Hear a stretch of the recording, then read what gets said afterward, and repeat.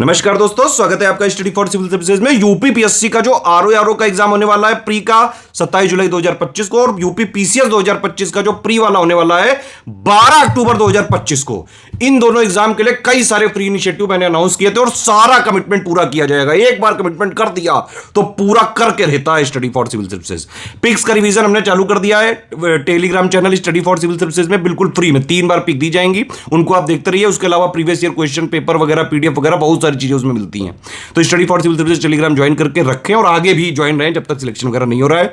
Free quiz की practice करने के लिए एससीएस डेली क्विज में डेली 25 क्वेश्चन दिए जा रहे हैं। पिछले 6.5 साल से कई सारे एसडीएम, डीएसपी, आरओ, बीओ, कई पीसीएस के लोग उससे टॉपर्स तक उससे निकल चुके हैं, रैंक 1-2 तक। ठीक है, इसके अलावा ओनली करंट अफेयर हमारा चैनल है, ओनली करंट अफेयर।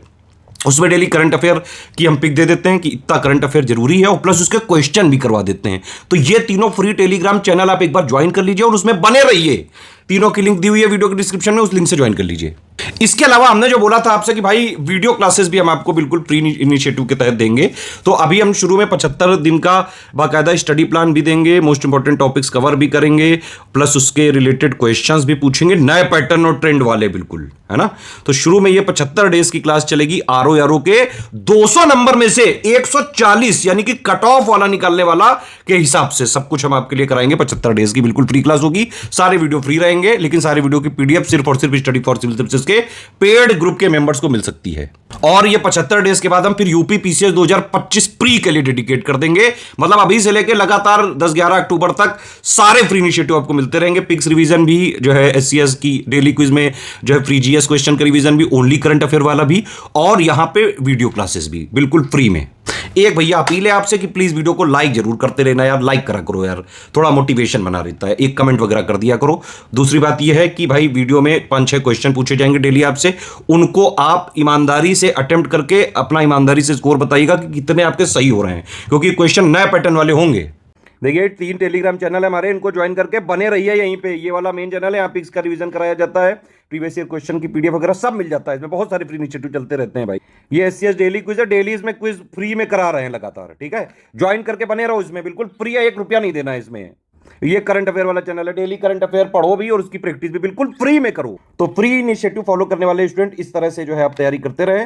बाकी जिनके पास थोड़ी सी फाइनेंशियल फिजिबिलिटी है और लास्ट में सिर्फ और सिर्फ सिलेक्शन का उनका टारगेट है, कट ऑफ निकालने का टारगेट है अगर आपका, तो चाहे आपका आरओ वाला एग्जाम हो, चाहे पीसीएस वाला एग्जाम हो प्री का, दोनों के लिए आपको 3 चीजें करनी है। एससीएस का पेड ग्रुप आप ज्वाइन करिए, एससीएस का सिलेक्शन मटेरियल से और प्लस जो रिकॉर्डेड वीडियो पेड ग्रुप में दिए गए हैं सिर्फ उनसे पढ़ लीजिए। ठीक है, उसके बाद आप प्रैक्टिस कर लें एससीएस पेड क्विज और एससीएस टेस्ट सीरीज से। अगर आपने ये कर लिया, दोनों का प्री का कट ऑफ हर हाल में निकल सकता है, चाहे जैसा पेपर आयोग पूछ ले। Easy, moderate, tough, and conceptual, lengthy.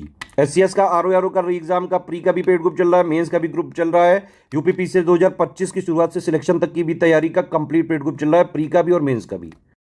Study for civil services के द्वारा प्रस्तुत आरओ प्रीलिम्स री एग्ज़ाम के लिए रिवीजन हमारा चल रहा है। आप लोग क्लास नंबर 18 तक अब पहुंच चुके हैं। पिछली क्लासेस जिन लोगों ने मिस कर दी हैं आप लोग देखिएगा, 1 से 17 तक काफ़ी इंपॉर्टेंट फैक्ट्स हमने ऑलरेडी करा दिए हैं। क्लास नंबर 18 है। सबसे पहले आप सभी से रिक्वेस्ट है, अपनी अपनी अटेंडेंस जरूर मार्क करिए कमेंट सेक्शन में, जैसे बाकी लोग कर रहे हैं। किसी भी तरीके से आप एक कमेंट जरूर करिए। और जैसे कुछ लोगों ने कहा कि कुछ टॉपिक्स पहले सर करा देने चाहिए, तो मैं आप सभी से मांग रहा हूँ कमेंट सेक्शन में आपके सजेशन, कौन से ऐसे टॉपिक्स हैं जो इस साल के लिए आपको ज़रूरी लग रहे हैं, या फिर जिनको प्रायोरिटी बेसिस पर रिवाइज करा दी जाए आपको। हम लोग क्रम से चल रहे हैं, ठीक है। हिंदी में विशेषण विशेष की जैसे मांग आई थी, मैंने आपको कराया। सारे कॉन्सेप्ट हम आपको बता चुके हैं विशेषण विशेष के। अब विशेषण में याद करने वाली चीज़ें रह गई हैं। आप स्टडी फॉर सिविल सर्विस के नोट्स अगर लिए हैं पेड ग्रुप में से, तो आप उससे तैयार करते रहिए, और बीच बीच में कुछ और टॉपिक्स भी हम लोग कराते रहेंगे। विशेषण विशेष में बेसिकली रचना रह गई है, अव्यय से विशेषण बनाना, क्रिया विशेषण से विशेषण बनाना, ठीक है। तमाम तरीके के जो शब्द रूप हैं उससे कैसे विशेषण विशेष बनाए जा सकते हैं, विशेषण का सही रूप क्या होता है, विशेष का सही रूप क्या होता है, बस ये वाले हमारी चीज़ें रह रही हैं। जीएस में, साइंस में और रीजनिंग का हमारा जो है चल रहा है रिवीजन लगातार। आज के टॉपिक्स ये हैं, आइए इनको कवर करना हम लोग शुरू कर लेते हैं। वीडियो को लाइक जरूर करिएगा और कमेंट अपना जरूर यहाँ पे रखिएगा एक। आज का हमारा टॉपिक है महाजनपद। महाजनपद से क्वेश्चंस आते रहे हैं, अभी भी आते हैं हमारे एग्जाम्स में। एक काफ़ी पुराना टॉपिक है, मतलब काफ़ी एक रेगुलर टॉपिक रहा है इतिहास का, और ये प्राचीन भारत के इतिहास का महत्वपूर्ण टॉपिक है। इसमें कुछ फैक्ट्स हमसे महाजनपद काल से पूछे जाते हैं। 16 महाजनपदों को मैप में भी देखेंगे और मैप संबंधी जो क्वेश्चन बन सकते हैं उसको भी हम लोग कवर कर लेंगे। महाजनपद काल जो है हम लोग रफली मान सकते हैं कि जब ऋग्वैदिक काल खत्म हो रहा था, उत्तर वैदिक काल का उदय हो रहा था, तब से आपको जो है ये महाजनपद काल देखने को मिलता है। कई सारी महाजनपदों का उदय होने लगा था उत्तर वैदिक काल में। प्रारंभिक वैदिक काल में कुछ एक ही महाजनपद थे, जैसे कुरु व पांचाल। जैसे यहाँ पर दिखाया गया है, अर्ली वैदिक सेटलमेंट यानी पूर्व वैदिक बसाव के केंद्र कौन कौन से थे। पूर्व वैदिक बसाव के क्षेत्र कुरु व पांचाल थे और ये सारे नगर थे।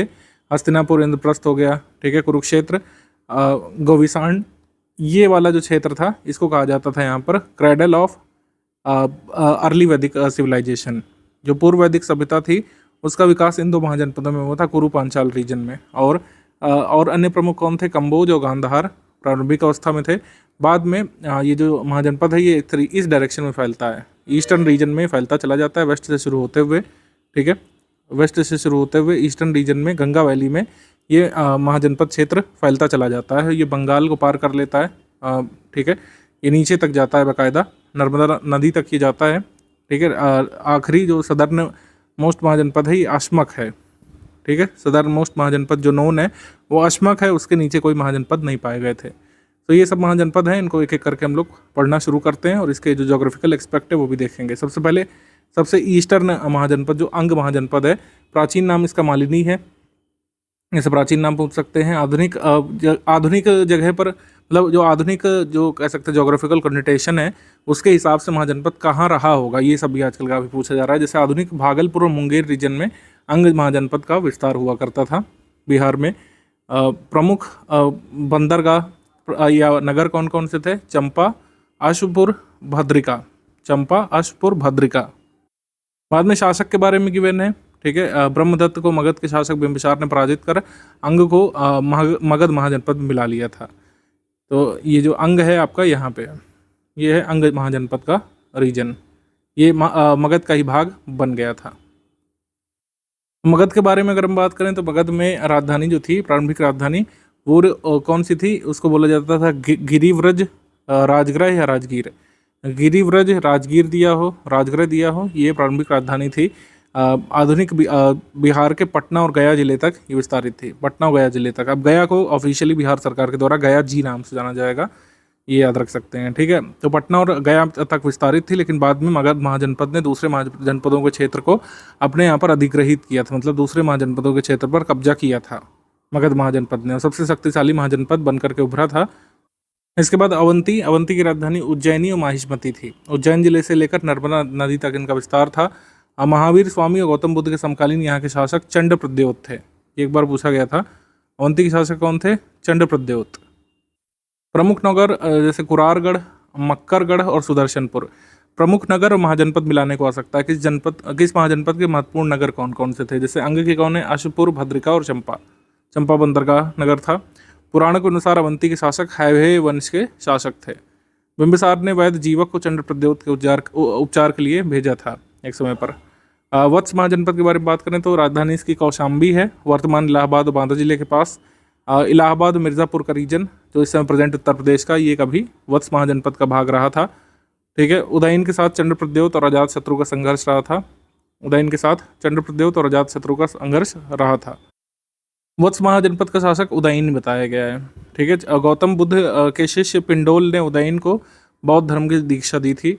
कालांतर में अवंती ने वत्स पर अधिकार कर लिया था और अंततः शिशुनाग ने वत्स को मगध महाजनपद में मिला लिया था। तो वत्स महाजनपद भी अल्टीमेटली शिशुनाग वंश के समय मगध महाजनपद का ही भाग बन गया था। मगध महाजनपद लगातार अपनी क्षेत्र का विस्तार करता जाता है अन्य महाजनपदों को अपने में मिला करके। सदर्न रीजन की एकमात्र महाजनपद है अश्मक, जिसकी राजधानी पोर्टल या पैथान है या फिर प्रतिष्ठान इसका पुराना नाम है। साउथ इंडिया की एकमात्र महाजनपद नर्मदा और गोदावरी नदियों के मध्य भाग में पड़ता है present day Andhra Pradesh reason में। और इसकी स्थापना इक्ष्वाकु वंश के शासक मूलक ने की थी, ठीक है। जातक कथा के अनुसार यहाँ पर शासक प्रवर अरुण ने कलिंग पर विजय प्राप्त की थी और अपने राज्य में कलिंग क्षेत्र को मिला लिया था। अवंती ने फिर अश्मक राज्य को जीता था कालांतर में। काशी के बारे में बात करें तो राजधानी बनारस या वाराणसी का समीपवर्ती क्षेत्र था। ध्रुवोदय से इसका शासक बताया गया है, मतलब रिसोर्सेस में। काशी वरुणा और आसी नदियों के किनारे स्थित थी, इसलिए वाराणसी नाम है। काशी किस लिए फेमस था महाजनपद? वस्त्र और अश्व व्यापार के लिए, घोड़ों के लिए और कपड़ों के व्यापार के लिए। कौशल के बारे में बात करें तो इसकी राजधानी श्रावस्ती, कोसावती, अयोध्या थी। बुद्ध के समकालीन शासक यहाँ पर प्रसेनजीत शासक था। ठीक है, उत्तरी भाग की राजधानी श्रावस्ती बन गई थी, दक्षिणी भाग की राजधानी साकेत बन गई थी। ये महाजनपद दो भागों में विभाजित हो गया था बुद्ध के काल में। कौशल के प्रमुख नगर श्रावस्ती, अयोध्या और साकेत थे। देन कुरु महाजनपद के बारे में बात करें तो इंद्रप्रस्थ और हस्तिनापुर राजधानी थी। कौरव्य यहाँ का शासक था। इसका उल्लेख महाभारत में अष्टाध्यायी में मिलता है। कुरु महाजनपद का मेरठ, दिल्ली, थानेश्वर का रीजन इसमें आता है। पांचाल महाजनपद राजधानी अहिछत्र और काम्पिली। राजधानी जरूर रटते जाना है क्योंकि एक तरफ राजधानी, एक तरफ जो है महाजनपद मिलाने को आ सकता है। प्रारंभ में इसके दो भाग थे। उत्तरी पांचाल की राजधानी अहिछत्र थी, दक्षिणी पांचाल की राजधानी काम्पिली थी। पांचाल महाजनपद के अंतर्गत कान्य कुब्ज का प्रसिद्ध नगर स्थित था और हिमालय की तलहटी से लेकर दक्षिण में चंबल नदी तक, पूर्व में कौशल तथा पश्चिम में कुरु महाजनपद तक पांचाल का विस्तार था। सूरसेन की राजधानी मथुरा थी। यदुवंशी भगवान कृष्ण यहाँ के शासक बताए जाते हैं। बुद्ध के समकालीन यहाँ का शासक अवंतीपुत्र एक समय हुआ करता था। यूनानी लेखक ने इस राज्य को शूरसेनई बताया है। ठीक है, सूरसेन महाजनपद को शूरसेनई लिखा है और इसकी राजधानी को मैथौरा बताया है मेगास्थनीज ने, मतलब जो ग्रीक लेखक है उन्होंने। इसके बाद बात करें तो मल्ल के बारे में बात करें तो मल्ल की राजधानी कुशीनगर या पावापुरी है। यहाँ का राजा ओकाक था। यहाँ पर गणतंत्रात्मक प्रणाली थी। इसको रिपब्लिक नहीं मानिएगा, इसको ओलिगार्की मानिएगा। इंग्लिश में इसका समकालीन होगा ओलिगार्की। गणसंघ का शासन यहाँ पे था। तो एक ये ओलिगार्की थी मल्ल और एक थी वज्जी यानी वैशाली। यहाँ का प्रमुख शासक चेटक था। 8 जो कह सकते हैं इसमें गण या राज्य शामिल थे। 8 गणों का ये संघ था। विदेह, वज्जी, लिच्छवी, ज्ञातक, कौरव, अज्ञातक, कौरव, भोज, इक्ष्वाकु, ये सब जो रिपब्लिक थे उनका एक फेडरेशन ये बनाया गया था। ये भी ओलिगार्की था। ये भी एग्जाम में पूछा गया था CDS पेपर में कि कौन सा जो है महाजनपद ये ओलिगार्की से शासन किया जाता था। ओलिगार्की यहाँ पे भी थी वज्जी में। कंबोज के बारे में बात करें तो राजधानी इसकी हाटक, वैदिक युग में राजपुर के नाम से इसको जाना जाता था। पाकिस्तान, प्रेजेंट डे पाकिस्तान के ये वाले क्षेत्र इसमें आते थे। कंबोज महाजनपद में अच्छे घोड़ों के लिए ये क्षेत्र प्रसिद्ध था। आप किसके लिए प्रसिद्ध है आप बताइए पाकिस्तान रीजन। चेदी के बारे में बात करें तो राजधानी इसकी सोत्तिवती या शुक्तिमती थी। महाभारत कालीन राजा शिशुपाल यहाँ पर राज किया करता था। भगवान कृष्ण ने सुदर्शन चक्र से उसका वध किया था। ये सब कहानियाँ गिवन है महाभारत वगैरह में। 6ठी शताब्दी ईसा पूर्व में 6th सेंचुरी BC में बुंदेलखंड के पूर्वी और समीपवर्ती क्षेत्र चेदी महाजनपद के अंतर्गत आते थे। तो बुंदेलखंड का reason, present day Uttar Pradesh के बुंदेलखंड का रीजन जो है चेदी महाजनपद के अंतर्गत आता था। गांधार के बारे में बात करें तो राजधानी तक्षशिला। आधुनिक पेशावर, रावलपिंडी का पाकिस्तानी क्षेत्र इसमें शामिल है और ऊनी वस्त्र का उत्पादन यहाँ पे होता था। गांधार महाजनपद का दूसरा प्रमुख नगर जो है पुष्पकलावती था। पुष्पकलावती एक मेजर सिटी था यहाँ पे। ठीक है, कितने टोटल महाजनपदों का विस्तार उत्तर प्रदेश में? 8 ऐसे महाजनपद हैं जिनका कहीं ना कहीं विस्तार प्रेजेंट डे उत्तर प्रदेश में हुआ करता था, याद रखना है आपको। और प्रमुख बंदरगाह कौन कौन से थे महाजनपद क्षेत्र के? प्रमुख बंदरगाह जैसे दंतपुरा, ठीक है, बंदरगाह नगर शिशुपालगढ़ ही था। ताम्रलिप्ति एक महत्वपूर्ण पोर्ट जो है ये गुप्ता पीरियड में भी बना हुआ था आगे जा करके। और सुरपार्क यहाँ पर वेस्ट में एक बंदरगाह हुआ करता था। ठीक है, अच्छा एक चीज़ ध्यान रखना है, जैसे प्राग ज्योतिषपुर जो था ये महाजनपद नहीं था, एक प्रमुख नगर था उस समय। अगर आपसे पूछें कि निम्नलिखित में से कौन एक महाजनपद नहीं था तो प्राग ज्योतिषपुर 16 महाजनपदों में से नहीं आता था। ठीक, शाक्त सेक्ट जो है इसके बारे में थोड़ा सा स्टडी कर लेते हैं। इससे बहुत क्वेश्चन नहीं पूछे गए पिछले 5-10 सालों में, लेकिन इसको एक बार देख लेते हैं। कई बार बहुत पुराना टॉपिक भी नए एग्जाम में पूछ लिया जाता है। तो शाक्त सेक्ट जो है इसका हमको तीर्थ वगैरह कहाँ देखने को मिलता है? कश्मीर में, कांची में और कामाख्या में। कश्मीर, कांची, कामाख्या। कश्मीर वैष्णो देवी जहाँ पे जाया जाता है।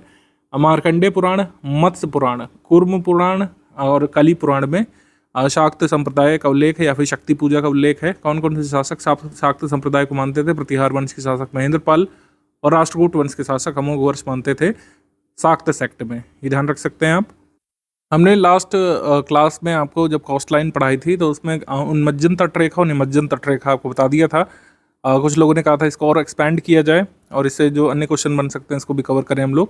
तो ज्योग्राफी एक एक्सटेंसिव टॉपिक तो है ही, ROA का GS में ज्योग्राफी पूछी जा सकती है डिटेल में। तो उन्मज्जन तटरेखा और निमज्जन तटरेखा को और डिटेल में डिस्कस कर लेते हैं। क्या था ये हमने बता दिया। उन्मज्जन तटरेखा यानी कोस्टलाइन ऑफ इमरजेंस, यानी कि जब मरीन वाटर पीछे चला जाता है, वाटर लेवल जो है ओशन वाटर लेवल, या फिर कह सकते हैं जो समुद्र का जल स्तर है, जब घट जाता है तो किनारे पर कई सारे स्ट्रक्चर्स बनने लगते हैं पानी घट जाने से, और उन्मज्जन तटरेखा वो बन जाती है, सूखा क्षेत्र बच जाता है उन्मज्जन तटरेखा। और जो मतलब कह सकते हैं जो क्षेत्र जिसमें कई सारे स्ट्रक्चर्स बने हुए थे या फिर नहीं बने थे, मरीन वाटर के बढ़ने से, आगे बढ़ने से और वाटर के बढ़ने से जो इरोशन वगैरह होता है उससे जो कह सकते हैं स्ट्रक्चर्स बनते हैं, फिजियोग्राफिक स्ट्रक्चर, वो होते हैं निमज्जन तटरेखा के उदाहरण में। तो इसका सृजन भूमि के उत्थान या समुद्र तल के घटने से होता है उन्मज्जन तटरेखा का। और निमज्जन तटरेखा यानी कि कोस्टलाइन ऑफ सबमर्जेंस भूमि के धंसान से या समुद्र तल के ऊपर आने से होता है। अब कौन कौन से इसमें जो कह सकते हैं फिजियोग्राफिक स्ट्रक्चर्स बनते हैं, ज्योग्राफिकल स्ट्रक्चर्स, बार, स्पिट्स, लैगून, सॉल्ट मार्शेस और समुद्र भृगु यानी कि सी क्लिफ्स और बीचेस, ये सब किसका उदाहरण है? ये सब उदाहरण है यहाँ पर coastline of emergence. Coastline of emergence में सारे स्ट्रक्चर्स बनते हैं। तो ये सारे जो कह सकते हैं स्ट्रक्चर्स हैं, ज्योग्राफिकल स्ट्रक्चर्स, ये कहाँ पे बनते हैं? बार, स्पिट्स, सॉल्ट मार्शेस, बीचेस, सी क्लिफ्स, ये सब बनेंगे उन्मज्जन तटरेखा पर। तो उन्मज्जन तटरेखा जहाँ पर है वहाँ पर आपको बीचेस देखने को मिलेंगे, जैसे तमिलनाडु के तट पर काफ़ी सारे बीचेस आपको देखने को मिलते हैं। भारत के पूर्वी तट पर विशेष रूप से इसका दक्षिण पूर्वी भाग में विस्तार है। भारत के पश्चिमी तट में उन्मज्जन तटरेखा और निमज्जन तटरेखा दोनों ही देखने को मिलती है। पश्चिमी तट का उत्तरी भाग फॉल्टिंग के परिणाम स्वरूप उन्मज्जित है, दक्षिणी भाग यानी केरल तट जो है निमज्जन तट का उदाहरण है। ये याद करिएगा, ये हमने लास्ट टाइम बताया था आपको। और कोस्टलाइन ऑफ सबमर्जेंस में क्या क्या बनता है? रिया बनते हैं, रिया कोस्ट, फियोर्ड बनते हैं, डालमंटियन बनते हैं और ड्राउंड लोलैंड्स बनते हैं। ठीक है, दक्षिण पश्चिम आयरलैंड रिया तटरेखा का एक महत्वपूर्ण उदाहरण है। रिया बनता कैसे, इसको देख लेते हैं। यहाँ पे थोड़ा सा मैंने डायग्रामेटिकली दिखाने की कोशिश की है। जो नेट पर बहुत स्पष्ट डायग्राम तो नहीं अवेलेबल है, लेकिन ये दिख रहा होगा, ये है रिया। ठीक है, रिया ये आपको थोड़ा सा अलग साउंड कर रहा है, इसी वजह से मैंने इसको लिया है। आयोग कई बार ये अलग साउंड करने वाले टॉपिक्स ले लेता है। तो रिया तट कैसे बनता है आपसे पूछ लेंगे कि आपके सामने ऑप्शन होंगे स्ट्रीम्स, ग्लेशियर, कोरल, वोल्केनो, तो क्या लगाएंगे? तो रिया तट जो है बनते हैं स्ट्रीम के एक्शन से, जब कई सारी वाहिकाएं जो है नदी की वाहिकाएं ऐसे इरोजन करती जाती हैं इस तरीके से। ठीक है, और जो ये कई सारे डाइसेक्शन बन जाता है इस तरीके का, तो ऐसे तट को बोलते हैं रिया तट, जहाँ पर इस तरीके का आपको कई सारा डाइसेक्शन देखने को मिलता है। मतलब जो तट रेखा ऐसे ना होकर के ऐसे ऐसे होती है, तो वहाँ पर रिया तट कहलाता है। ये ध्यान रखना है इसकी पहचान, कि जो तट है वो कटा फटा रहता है, डाइसेक्टेड रहता है। अगला है फियोर्ड। फियोर्ड भी एग्जाम्पल है कोस्टलाइन ऑफ सबमर्जेंस यानी निमज्जन तटरेखा में बनने वाले एक ज्योग्राफिकल फीचर का उदाहरण है फियोर्ड। इसको FJORDS लिखा जाता है, लेकिन एक्चुअली पढ़ा इसको जाता है फियोर्ड। फियोर्ड इसको पढ़ा जाता है। तो फियोर्ड कैसे बनता है? तो फियोर्ड में आपको पता होना चाहिए कि ग्लेशियल एक्शन से, ग्लेशियल एक्शन यानी हिमनदीय प्रभाव के कारण, हिमनदीय प्रभाव के कारण ऐसा स्ट्रक्चर बनता है जहाँ पर इस तरीके की बहुत पतली पतली यहाँ पे रास्ते होते हैं, तट के बीच बहुत पतली पतली यहाँ पे मतलब ये रास्ते होते हैं, वहाँ पर ये फियोर्ड बनता है। यहाँ पर ये चौड़े रास्ता है। रिया फियोर्ड में ये अंतर है कि यहाँ पर चौड़ा चौड़ा रास्ता है, और जबकि फियोर्ड में यहाँ पे बहुत संकरा रास्ता बन जाता है ग्लेशियर के गल जाने के बाद। ग्लेशियल एक्शन से बनता है। ये एग्जाम में जरूर पूछ सकते हैं कि जो है फियोर्ड कैसे बनता है। ये ग्लेशियर के प्रभाव से बनता है, हिमनद के प्रभाव से, जबकि रिया तट बनते हैं वाहिकाओं के प्रभाव से। शोर क्लिफ ये ऐसे बन जाती है। ठीक है, जब बहुत ज़्यादा पानी ऊपर चढ़ जाता है तो ये शोर क्लिफ ऐसी बन जाती है, ऐसी घाटी बन जाती है जहाँ पर ये यहाँ पर जो समुद्र का जल है ये इरोजन करता है। समुद्र का जल यहाँ पर अपरदन करता है मृदा का, और ये तट पीछे जाता चला जाता है। जैसे कोई बीच है उसमें पानी भर जाता है, तो कई बार छोटे छोटे यहाँ पर सैंड के कह सकते हैं डिपॉजिट्स रह जाते हैं, इसको बैरियर बीच कहा जाता है। ठीक है, एटॉल ये जो है बड़ा इंटरेस्टिंग ज्योग्राफिकल फीचर होता है, इसको समझ लेना जरूरी। एटॉल कैसे बनता है तो आपको याद रहेगा, डेल्टा वगैरह तो अभी जब नदी वगैरह पढ़ेंगे नेक्स्ट क्लासेस में तो समझाएंगे। एटॉल कैसे बनता है इसको समझ लीजिए आप। सबसे पहले एटॉल की डेफिनेशन, परिभाषा ध्यान रखिएगा। एटॉल होता क्या है, जैसे एक बार एग्जाम में पूछा गया था, तो उसमें 4 ऑप्शन में ये सही माना गया था कि एटॉल का मतलब हो जाएगा उष्णकटिबंधीय क्षेत्रों में प्रवाल भित्ति से निर्मित एक निम्न द्वीप। Low island formed in the tropical ocean consisting of coral reef से बना हुआ एक लो आइलैंड, ठीक है, जो ट्रॉपिकल ओशन में पाया जाता है। जनरली वोल्केनिक ओरिजिन का होता है, क्योंकि वोल्केनो जैसे ही एक्टिव वोल्केनो के अराउंड जब पानी भर जाएगा तो नॉन एक्टिव वोल्केनो बन जाएगा, ठीक है। वोल्केनो का मुंह ये बंद हो जाता है यहाँ पर। इस वोल्केनो के अराउंड जो है रीफ बनने लगती है, ठीक है, कोरल रीफ बनने लगती है इसके अराउंड यहाँ पे, और फिर जो है ये चारों ओर से इसको घेरने लगती है, ऐसे रीफ चारों ओर से घेरने लगती है वोल्केनिक आइलैंड को, और फिर फाइनली ये बहुत नीचे दब जाता है और इसके किनारे किनारे कोरल रीफ का ही एक आइलैंड लाइक स्ट्रक्चर बन जाता है। बीच में यहाँ पे झील होती है जिसको लगून कहा जाता है, बीच में यहाँ पे लगून होता है। इसके किनारे किनारे जो स्ट्रक्चर है ये वाला, ये कहलाता है एटॉल। एटॉल ये है एटॉल। एटॉल के बराबर अगर पानी आ जाता है, जैसे यहाँ पे आ रहा है, तो ये पूरा डूब जाता है कई बार, और कई बार ये पानी अगर थोड़ा सा लेवल नीचे रहता है तो एटॉल भी आपको दिखता है स्पेसिफिकली। तो ये है आपका एटॉल, इस तरीके से बनता है। तो एटॉल भी कब बनता है? जब पानी भर जाता है, यानी कि कोस्टलाइन ऑफ सबमर्जेंस के पास। डेल्टा तो यह बता ही चुके हैं आपको, मतलब और भी डिटेल में इसको डिस्कस करेंगे जब रिवर्स वगैरह पढ़ेंगे। हिमालयन रिवर्स जो है डेल्टा बनाती हैं, जैसे गंगा रिवर सिस्टम अपना डेल्टा क्रिएट करती है कहाँ पे, बे ऑफ बंगाल में, तो उसको हम लोग डिस्कस करेंगे। ये एटॉल आपने अच्छे से समझ लिया होगा। एटॉल में कोई भी कन्फ्यूज़न है कमेंट सेक्शन में लिख करके बताइएगा।